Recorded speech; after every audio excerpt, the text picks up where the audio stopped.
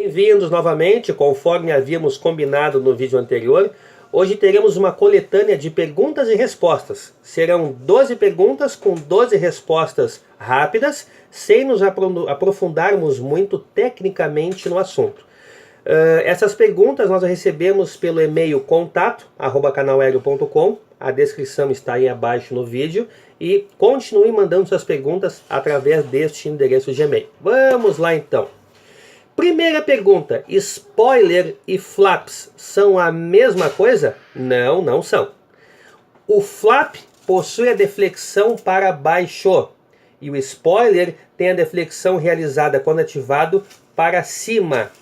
Quando eu desloco o spoiler para cima, eu promovo um efeito diferente do flap, que é, uma vez utilizado o spoiler, eu reduzo a velocidade do avião, mas eu quase que exponencialmente, digamos assim, promovo a perda de sustentação muito rápida deste avião. É o contrário do flap. O flap eu diminuo também a velocidade, mas aumento a sustentação. O spoiler eu tiro a sustentação deste avião.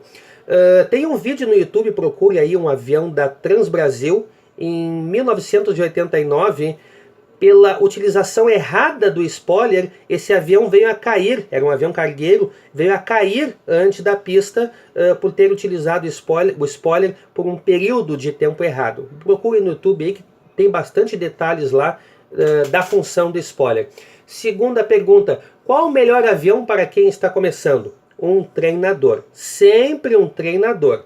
Nunca comece, se você está querendo começar no aeromodelismo, ou não indique a um amigo seu que quer começar, utilizando um avião como, por exemplo, um Tucano, um P-51, um Spitfire. Sempre um avião treinador. Avião leve, asa alta, com comandos dóceis, um avião que proporcione um aprendizado tranquilo. Você vai começar num P-51, vai ser um desastre. É um avião bastante metódico para quem está iniciando. Terceira pergunta: me disseram que o Cessna é um bom treinador. Me disseram. Quem me disseram, disseram errado. Essa história do me disseram é um problema. Vou explicar o porquê.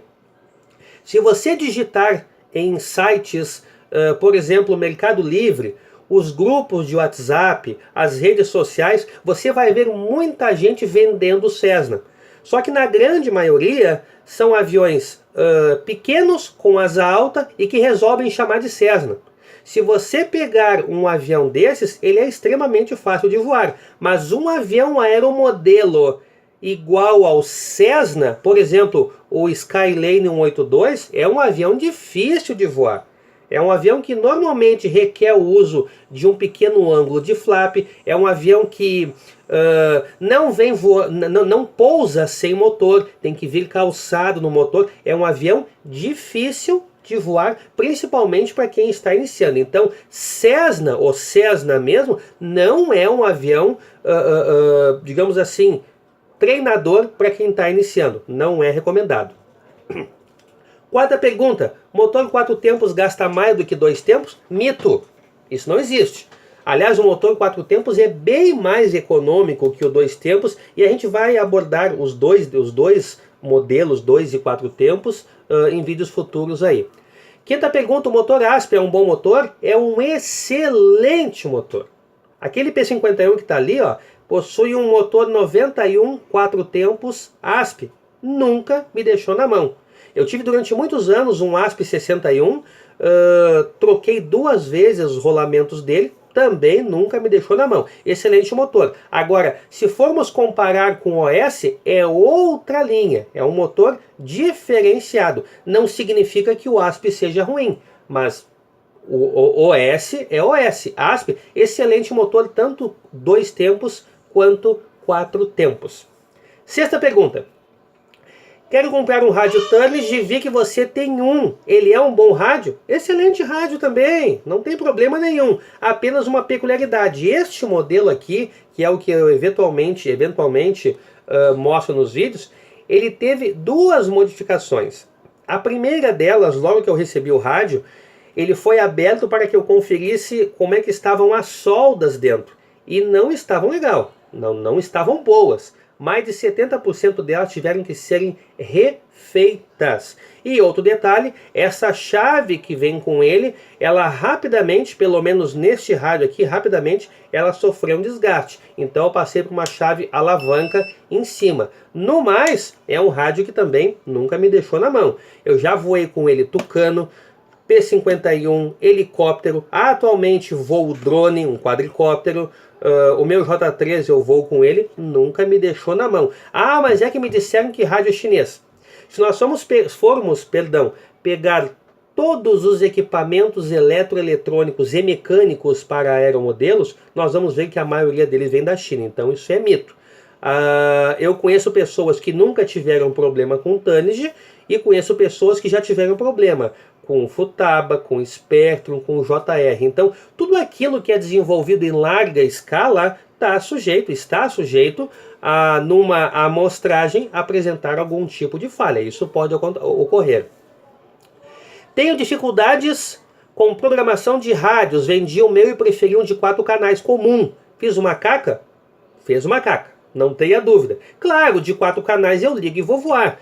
Mas nós temos que entender o seguinte, esses rádios novos que vêm com aqueles menus de programações que às vezes nós nos atrapalhamos quando não entendemos o que esses menus podem fazer para nos ajudar no aeromodelo, para corrigir uma tendência ou recursos auxiliares. Então, 4 canais, simples, é fácil, mas eu não tenho alguns recursos que seriam muito interessantes. Mais adiante a gente vai falar sobre a grande maioria das funções das programações possíveis em alguns rádios. Oitava pergunta, avião escala é muito difícil de se voar? Não. O avião escala é extremamente fácil de voar e um dos motivos é o seguinte, um avião pequeno, quando você executa uma manobra, essa manobra normalmente é rápida. Já num avião escala, como ele possui mais ar, ele possui mais massa, são aviões que tendem a realizar as manobras com maior lentidão. Então são aviões muito dóceis de se voar. Claro, vamos separar aqui. Uma coisa é um avião escala, um Pawnee, que é um avião aquele parecido com um agrícola, e outra coisa é um ESA-300. Mas no geral aviões escala são fáceis de voar. O que existe é aquele medo, porque se você tem um avião treinador, você tem, vamos dizer ali, R$1.000 na mão. Se você tem um escala, um Pawnee escala, você tem 15, 20 mil reais na mão. É isso que faz com que dê aquela sensação de que seja um avião difícil de voar. Nona pergunta, quando irá ter vídeo ao vivo? O canal já está pronto. Acho que já falamos sobre isso. Vamos marcar para que justamente essa sequência de perguntas e respostas possam ser tratadas ao vivo.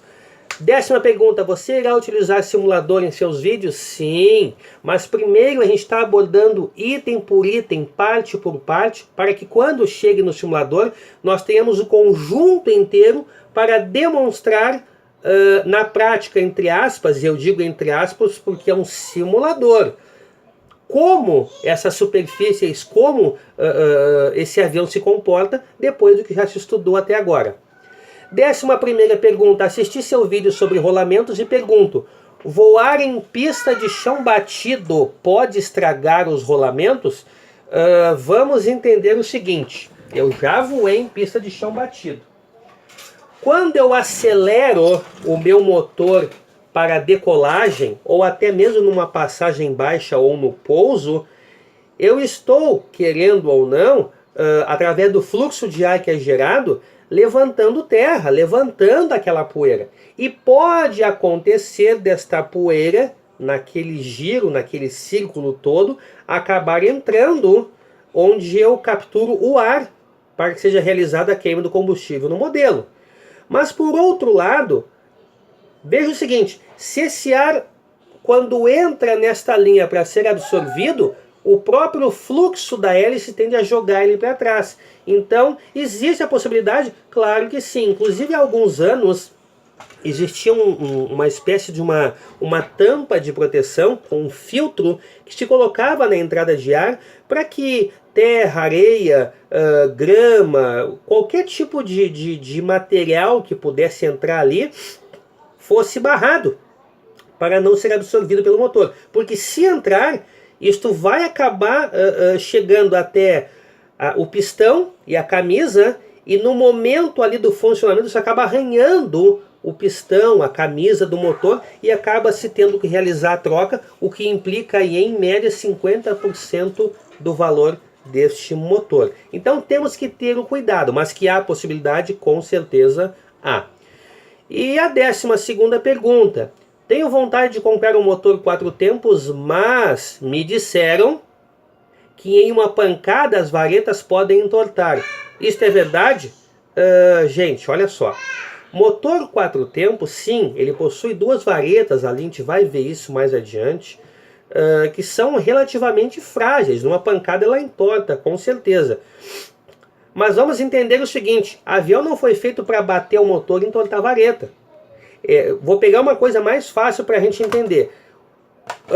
Quando nós estudamos hélice, lá nos primeiros vídeos, eu mostrei uma hélice Master e uma hélice APC. A grande maioria prefere a Master, porque diz o seguinte: como ela é mais flexível, se bater não quebra. Já essa APC aqui ela é mais rígida. Mas de novo, cabe a mesma analogia. Avião não é feito para bater hélice. Nós não podemos deixar de utilizar um recurso que nos é benéfico. O motor 4 tempos é mais econômico. Para quem gosta de aviões de escala, deixa o voo com mais escala, um voo mais firme, é um motor que tem mais torque, mas eu não vou deixar de utilizar isso porque se bater entorta. O que eu tenho é que adquirir a habilidade para que o avião não bata, não caia. Mas se apagar o motor, eu tenho que treinar para que quando apagar o motor, eu saiba fazer um pouso em caráter emergencial. Então, entorta, claro, dependendo do modo que bater, se chegar na linha das válvulas, das varetas das válvulas, vai bater e vai entortar. Mas, de novo, vamos ter um cuidado, vamos fazer a devida manutenção. A gente vai ter um vídeo somente sobre manutenção de aeromodelo, porque a manutenção preventiva sempre vai ser melhor que a corretiva. Então vamos ter manutenção, vamos ter cuidado, aprender a pousar, aprender a decolar, nos prepararmos para situações de surpresa, que esse tipo de evento, eu não digo que não vai acontecer, mas se ocorrer, eu vou conseguir saber sair dele sem gerar maiores danos ao meu equipamento. Certo? Por hoje é isso, tenhamos todos uma boa semana, inscreva-se no canal, compartilhe nossos vídeos, se você gostou, clique no curtir aí e nos ajude a divulgar o nosso canal. Até o próximo vídeo.